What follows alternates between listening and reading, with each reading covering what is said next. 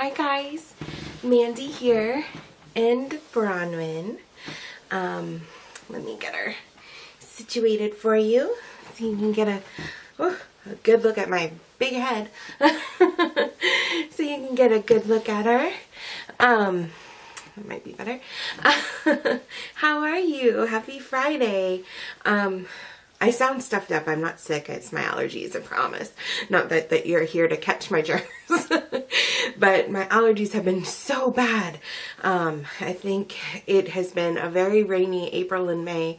Although today the sun is shining and I'm so excited. But I'm pretty positive now that I'm allergic to grass. And so with all this rain, I've been dying. I never ever had allergies until after Tristan was born, and it was like something about testosterone. I had like the greatest pregnancy with Tristan ever. I felt better than I ever felt in my life. I looked better than I had in years, and it was amazing. And then after he was born, it was like whoosh, all of a sudden I had allergies, and just like my thyroid's been the worst it's ever been, and like I should just put him back in there and be pregnant for life, and then maybe I would be in better shape. But I wanted to come on and read a story for Friday's story time.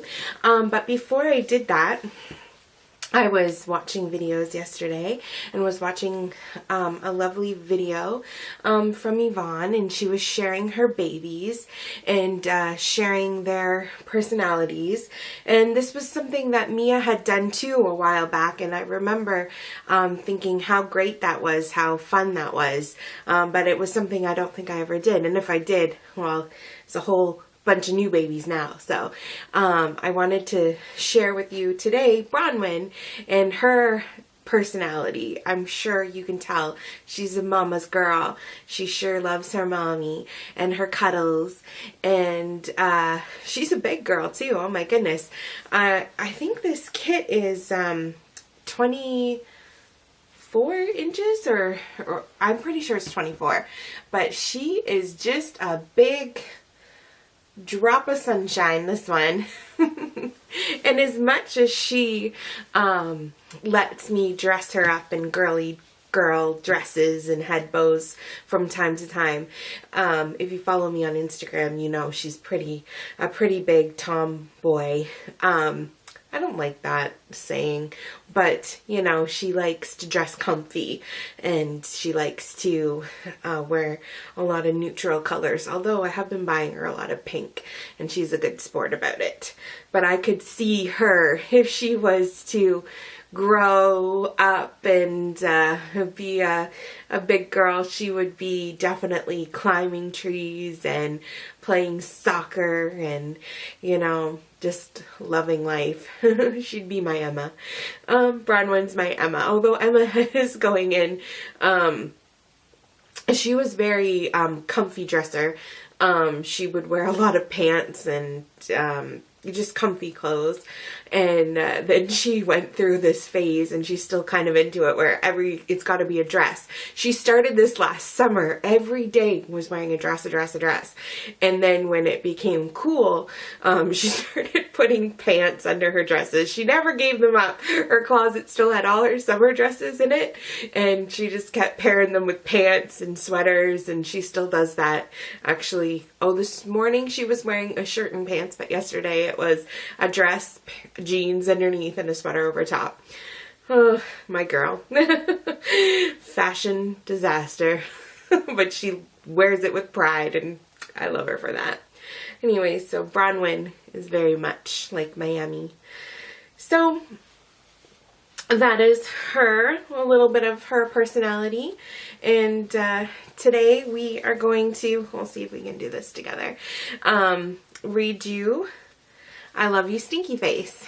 I'll make sure that I hold it up like this so you can see the pictures, because again, another book with great pictures. I'm sure you've all heard this story before. If not, enjoy. This is another favorite of mine. I am one of those people who will call you I have nicknames for everybody. Emma Oh my goodness, everybody used to think I was nuts. And I've even heard my mother-in-law call Emma Stanley sometimes too. I call Emma Stanley. She was my Stinky face, Stinky Joe when she was a baby. I used to call her Stinky Joe. And then one day she said, I'm not Stinky Joe. And then I started calling her Stan and then Stanley, and she liked that better. Tristan's been my tater tot, my T-bird, chicken nugget, oh, just like a million names. I don't know what it is about nicknames, but I give them to everybody. Okay. I love you, Stinky Face.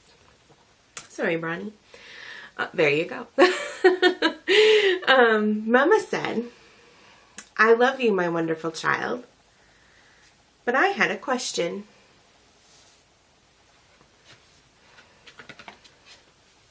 Mama, what if I were a big, scary ape? Would you still love me then? Sunny sun. It's funny because I totally remember asking my mom questions like that when I was little. I was like, if I was a monster, would you love me? If my face was flat and I had boogers coming out of my ears, like just random things, would you still love me? I think all kids wonder that. Would you still love me if I were a big, scary ape? If you were a big, scary ape, I would make you a birthday cake out of bananas, and I would tell you, I love you, my big, scary ape. Exactly. Mamas would always love their big, scary apes. And of course they'd have banana cake. But Mama, what if I were a super smelly skunk, and I smelled so bad that my name was Stinky Face?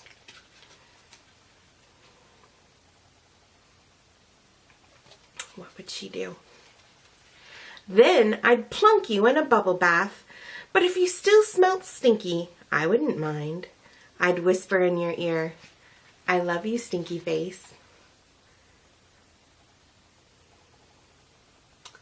Hope that you can see the pictures. I'm trying not to get the glare from the sun. It's the only downfall of a board book. But Mama, what if I were an alligator with big, sharp teeth? Oh, man.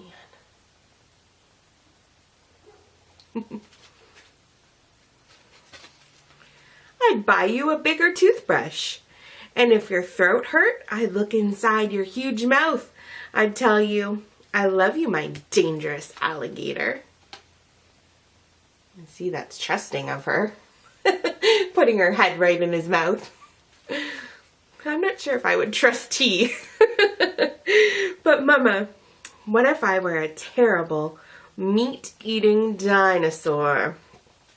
Oh, snap.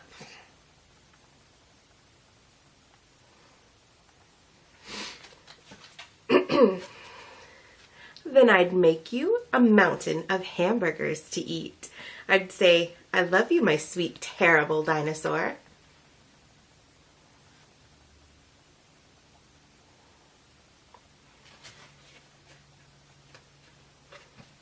Come on, you. But Mama, what if I were a swamp creature with slimy, smelly seaweed hanging from my body? Ew, I don't know. I draw the line at smelly seaweed. Just joking. I'm really trying. Then I would live by the swamp and take care of you always. I'd tell you, I love you, my slimy swamp monster. Look at that swamp monster. He's so cute. I'm sorry, Bronny. I keep tickling your toes with the book. But Mama, what if I were a green alien from Mars and I ate bugs instead of peanut butter?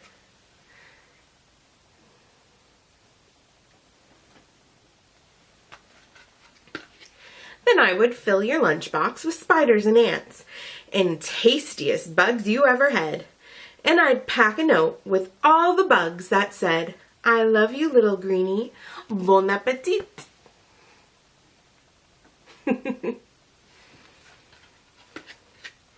But Mama, what if I were a one-eyed monster?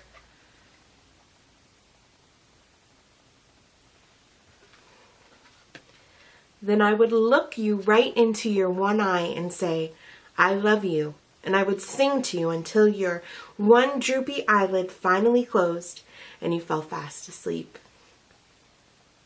That's my favorite one. And she's rocking him. I love you, Mama. And I love you, my wonderful child. And that's the end of that book. I love that one. I also have I Love You, Stinky Face, the Christmas story is a good one too, where Bronny, you're so big I can't get you in the shot where you look like you're not. There you go. Santa. That's it. He's asking questions about Santa Claus. What if his sleigh breaks? What if his lips get chapped? It's really cute. And I have First Day of School, and which I read to the kids, both of them on their first day of school. And I also have Stinky Face, 100th Day of School, which I have the kids when they were in kindergarten in grade 1.